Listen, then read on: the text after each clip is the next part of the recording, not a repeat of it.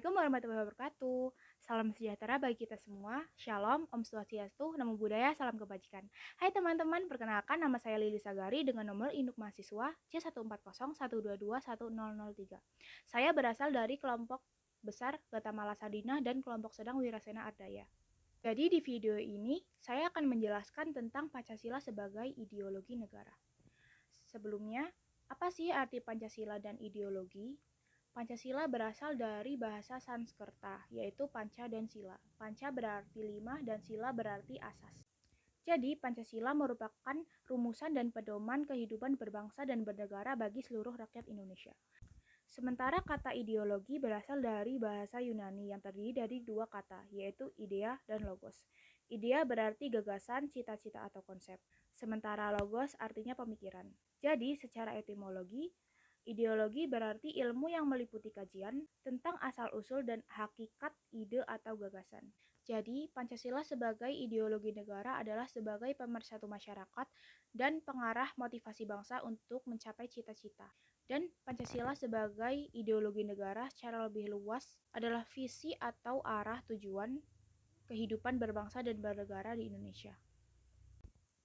Dan apa saja sih nilai-nilai yang terkandung dalam setiap sila Pancasila?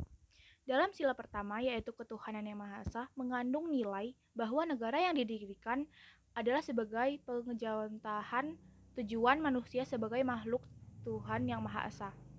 Contoh dari penerapan sila ke-1 antara lain melaksanakan ibadah sesuai agamanya masing-masing. Yang kedua, menghormati agama orang lain. Pada sila kedua, yaitu kemanusiaan yang adil dan beradab, terkandung nilai-nilai bahwa negara harus menjunjung tinggi harkat dan martabat manusia sebagai makhluk yang beradab. Nilai kemanusiaan yang beradab adalah perwujudan nilai kemanusiaan sebagai makhluk yang berbudaya, bermoral, dan beragama.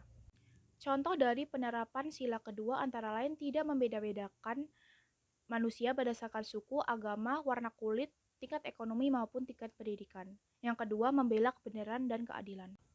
Dalam sila ketiga, yaitu Persatuan Indonesia, terkandung nilai bahwa negara adalah penjelmaan sifat kodrat manusia, monodualis, yaitu makhluk individu dan makhluk sosial.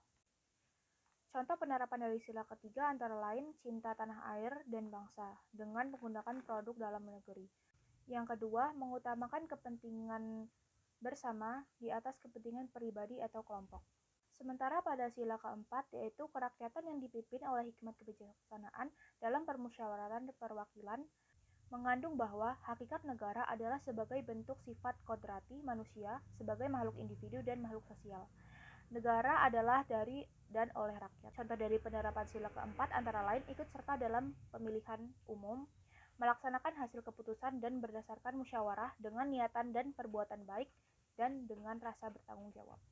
Pada sila terakhir atau sila kelima, yaitu keadilan sosial bagi seluruh rakyat Indonesia, terkandung nilai-nilai yang merupakan tujuan negara sebagai tujuan dalam hidup bersama. Dalam sila kelima tersebut juga terkandung nilai keadilan dan harus terwujud dalam kehidupan bersama. Dalam sila kelima juga terkandung nilai keadilan dan harus berwujud dalam kehidupan bersama atau kehidupan sosial.